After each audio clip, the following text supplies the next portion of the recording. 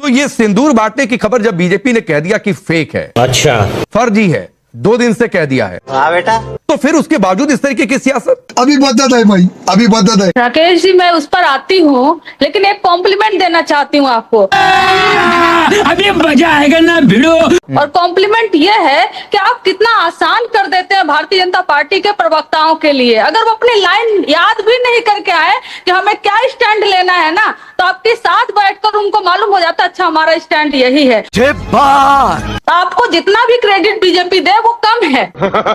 और रही बात फेक न्यूज की, सुन लीजिए, पूरा विपक्ष फेक न्यूज फैलाता है आपके अनुसार, विपक्ष के समर्थक फेक न्यूज फैलाते हैं, ट्रम्प ताऊ भी फैलाते हैं, एक राकेश पांडे जी फेक न्यूज नहीं फैलाते हैं और एक मोदी जी नहीं फैलाते, उनके समर्थक नहीं फैलाते हैं। बाकी सारा फेक न्यूज फैलाने का क्रेडिट आप हमें दे दीजिए। गजब बेइज्जती है। रोड शो था नरेंद्र मोदी का, हर जगह ऑपरेशन सिंदूर का पूरा जो है पोस्टर लगाया गया, क्या कहेगा? वो मैडम अंधभक्त सबको बताने आए थे मोदी जी कि हम पाकिस्तान पर ऐसे ऐसे मिसाइल छोड़ रहे थे। मोदी जी बताने आए थे, ऑपरेशन सिंदूर में सेना तो साइड में थे, मोदी जी ने मिसाइल चला रहे थे। आप इसको वोट बैंक समझिए या कुछ समझिए, हम बस इतना जानते हैं कि बिहार में अंधभक्त सबको बताने आया था मोदी जी कि देखो हम पाकिस्तान पर ऐसे ऐसे मिसाइल चलाए थे। इस सज्जन को क्या तकलीफ है भाई? अरे यार पोस्टर में ठीक है ऑपरेशन सिंदूर लिखे, आप फौज के लिखे, यार कम से कम एक शहीद परिवार का फोटो लगा देते ना। बात तो सही है कि राजनीति करना है इनको।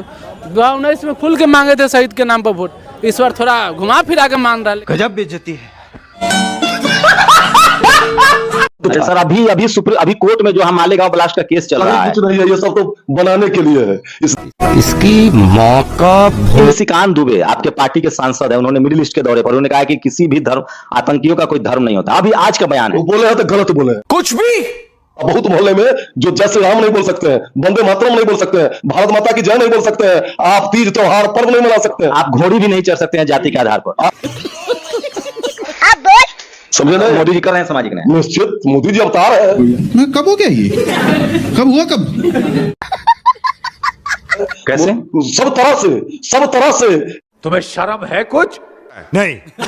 आप मुसलमानों का डर दिखा रहे हैं, वही मोदी जी एक दर्जन बार यात्रा कर चुके हैं मिडिल ईस्ट का। बस हवा निकल गई। इस्लाम बहुत बाद में आया, आज दुनिया में दर्जनों देश में है, बुद्धिज्म भी कम से कम 30-35 देशों में है, सनातन जिसको आप वैदिक धर्म कहते हैं वो क्यों नहीं दुनिया भर में फैला? दोबारा यही सवाल आप कर रहे हो, वो मुद्दा सबसे बड़ा ना, बार क्यों ला रहे हो? सिंदूर सिंदूर सिंदूर मैं अपनी बीवी का सिंदूर मोदी से लेकर डलवाऊंगा। तुम्हें शर्म है कुछ नहीं? अपनी बीवी का डाले जाके हमसे पैसे ले ले, हमसे पैसे ले ले डिब्बी के। गजब बेइज्जती है। अपनी बीवी को डाले जिसको छोड़ के बैठा हुआ दो। शाबाश बेटा। मोदी जी जैसा प्रधानमंत्री इस देश को ना मिला है ना मिलेगा, और ना ही मिले भगवान करे। अरे नहीं मिलेगा भैया। मोदी 2014 से पहले तुम लोग पेड़ पे सोते थे और झिंगा लाला करते थे, बिल्कुल सही। और लोग तो पत्ते में खाना खाते थे। मोदी जी आए तो तुम्हें खाना मिला, मोदी जी आए तुम्हें आजादी मिली, सब कुछ मोदी जी ने दिया। आज मोदी जी की बुराई कर रहे हैं। विकास के नाम पे अगर पूछ लिया जाए तो किसी के पास कोई पता क्या रहेगा? क्या? राम मंदिर बनवा दिया, बाबरी मस्जिद की जगह दे दी।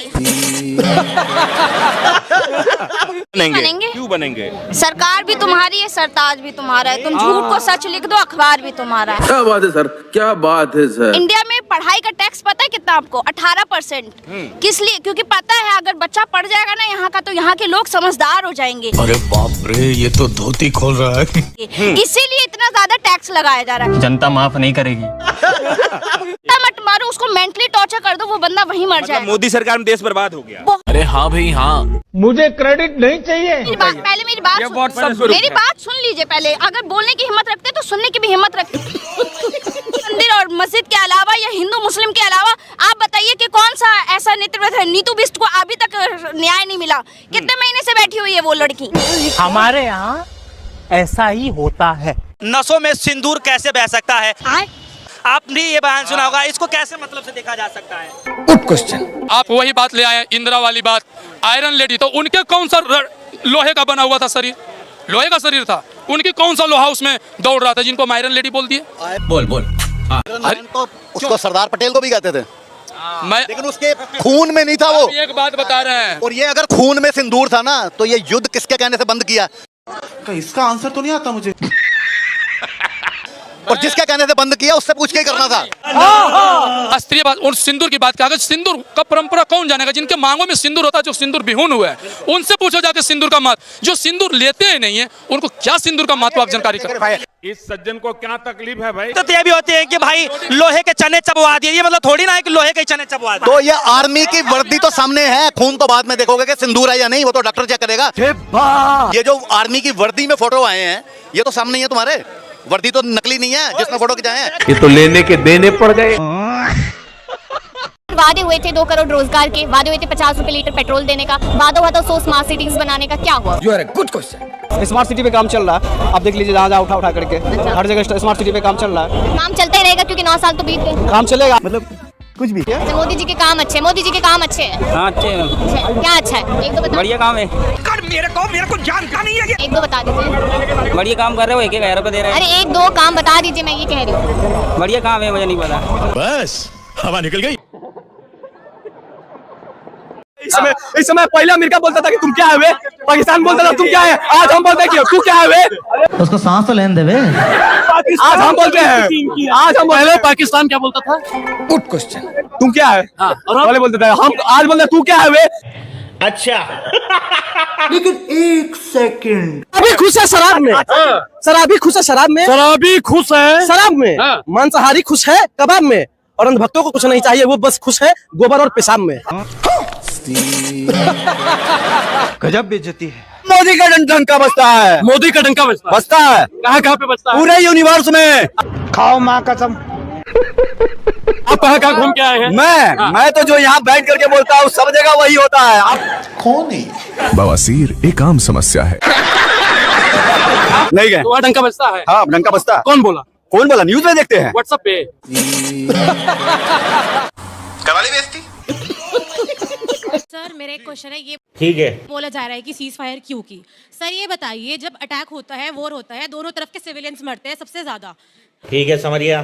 सब बाद में पार्टी बदल जाती है, कुछ भी हो जाता है, सबसे ज्यादा सिविलियन मरते हैं। और जो इकोनॉमिक साइड इफेक्ट्स आएंगे, सो जो हमारे देश की इकोनॉमी इतनी पीछे जाएगी, उसके लिए मेरे ख्याल से बिल्कुल सही डिसीजन है कि सीज फायर किया गया है। अभी बता था भाई। आपने तो इस चीज पे क्वेश्चन क्यों उठाया जाता है कि सीज फायर क्यों हुई है? डिक्लेयर करना था, ट्रम्प को नहीं। सर मेरे 2 सवाल हैं जी। सबसे पहले कि पहलगाम अटैक हुआ, उसके टेररिस्ट कहाँ हैं? Good question. कहीं नहीं घूम रहा ये गवर्नमेंट से मैं पूछना। और दूसरा क्वेश्चन है कि क्या ये सही टाइम नहीं था पीओके लेने का? गवर्नमेंट बार बार कह रही है कि पीओके लाएंगे और वोट भी दे रहे हैं हम, लेकिन पीओके कहाँ है? ये तो धोती खोल रहा है। बात तो मैं कहता हूँ विवेक श्रीवास्तव, आपको पैसे पता चले घूम रहे हैं, आपसे फोन पे बात कर रहे हैं। रुको जरा, जयराम रमेश ने कहा फोन पे बात कर रहे हैं। हमारी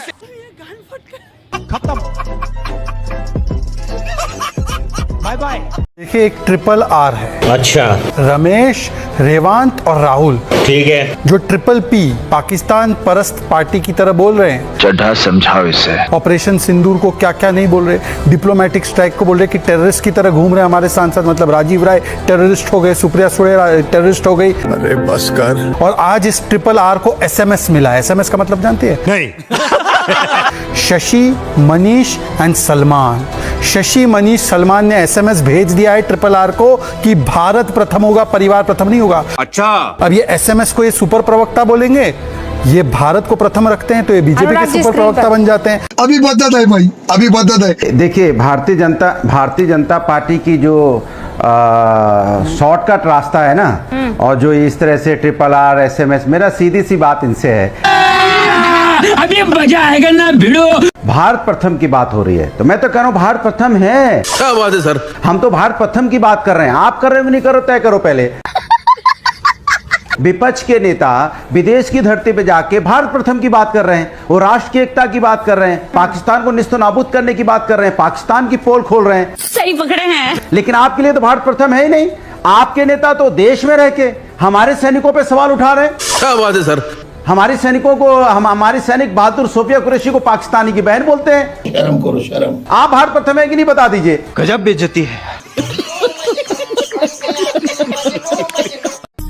विकसित भारत बनाने के लिए तत्काल भारत की इकोनॉमी को 4 नंबर से 3 नंबर पर ले जाने के लिए ठीक है, अब हम कोई विदेशी चीज का उपयोग नहीं करेंगे। ये फंस गया सी। ये वो प्रधानमंत्री नरेंद्र मोदी जी, मानव जी, जो कहते हैं मेक इन इंडिया, वोकल पर लोकल, और क्या स्वदेशी अपनाओ। ये मजा आएगा ना भिड़ो। ये देखिए, ये वो प्रधानमंत्री हैं जो जर्मनी की मर्सिडीज मेबैक सबसे महंगी गाड़ी में चलते हैं। ये तो धोती खोल रहा है। जो यूएस की कंपनी बोस के हेडफोन्स लगाते हैं। जो देखिएगा, जो दस्तावेज होते हैं सरकारी, वो जर्मन पेन मॉन्ट ब्लैंक से साइन करते हैं। सज्जन को क्या तकलीफ है भाई?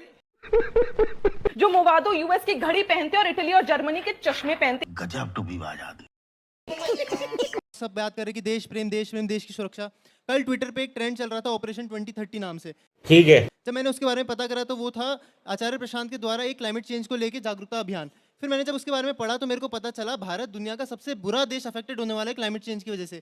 क्या बात कर रहे हैं? और हमारी जो लेबर प्रोडक्टिविटी है वो 40% से गिरने वाली है। जो लेबरर्स, रोडवेज वर्कर्स हैं जो सड़क पे काम करते हैं, उन पे गर्मी की इतनी गंदी मार पड़ने वाली है। हम इन लोगों के बारे में कभी बात नहीं कर रहे और ये नेशनल सिक्योरिटी का सबसे बड़ा मुद्दा नहीं हुआ। You are a good question. मेरा सवाल गौरव भाटिया जी से है। आपने बात की राफेल की, आपने बात की पाकिस्तान के 4 टुकड़े करने की, तो मेरा सवाल आपसे यह है कि जिस समय राफेल पाकिस्तान के 4 टुकड़े कर रहा होगा, उस समय जो हमें ग्लोबल सपोर्ट की जरूरत होगी, वो आप कहां से लेके आएंगे? क्योंकि वर्तमान में अमेरिका ने हमारा भी साथ छोड़े, जिसको हम काफी अच्छा दोस्त कहते थे। क्या बात है सर। जिस भारत को आज विश्व गुरु कहा जाता है, उसको इस वॉर के अंदर देखा गया उसका गुरु कोई और ही है। क्यों यूएसए के कहने पे सीज फायर करी गई और क्या हमारा लीडर इतना केपेबल भी नहीं है कि वो इसका डिक्लेरेशन अपने खुद के मुख से कर सके? क्या हमको ट्रम्प की जरूरत है उस डिक्लेरेशन को करने? कैमरा बंद कर। नहीं।